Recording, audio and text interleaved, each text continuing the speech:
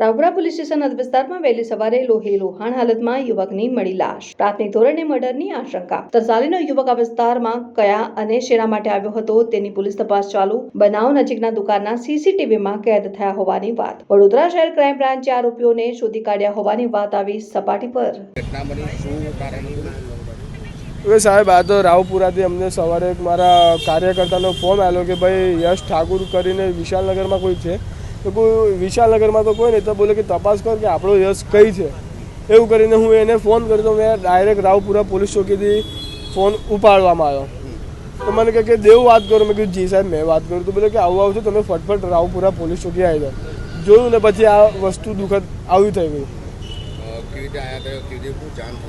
હવે સાહેબ એનામ તો એવું જાણવા મળ્યું છે કે કોઈના જોડે આવેલો એવો ભીમો કરીને છોકરો તો એના જોડે ફરવા આવેલો. બરાબર. મને છેલ્લા રાત્રે 12:40 ફોન આવ્યો, ભાઈ કઈ છે કે. તો કીધું ભાઈ ઘરે ઊંઘી ગયો છું. તો બોલું કે વાંધો નહીં, મળીએ કાલે. હવે મેં કહું સારું વાંધો નહીં. મને કે ઘરે પહોંચી ગયો. મેં પહોંચી ગયો. એવું કરીને ફોન કટ કરીને મેળ દીધો. બસ પછી આ સવારે મને જૂની અદાવત તો કોઈ નહીં સાહેબ. છોકરો ગાય જેવો છે. કોઈ જ નહીં. હમણાં 2 જણા પકડાયા છે. ખાલી એ ભીમો કરીને છે ને એનો કોઈ સાગરીત છે એવો પકડાયા છે, બીજું કોઈ નહીં. મને સવારે 6:45 6:30 6:45 જાણ થઈ સાહેબ.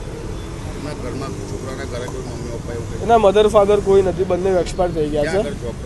એ અમારી જોડે જ હતો, જોબ બી નહોતો કરતો, અમારી જોડે જ લારી પર જ હતો. 10 વર્ષથી એવો અમારી જોડે હતો. ન્યાય તો સાહેબ કે એને કડકમાં કડક કાર્યવાહી થાય ને આ જીવનની કેદ થાય. મેં તો એ માંગણી કરું છું. મારું નામ દેવ ચેતનભાઈ ભોઈટે.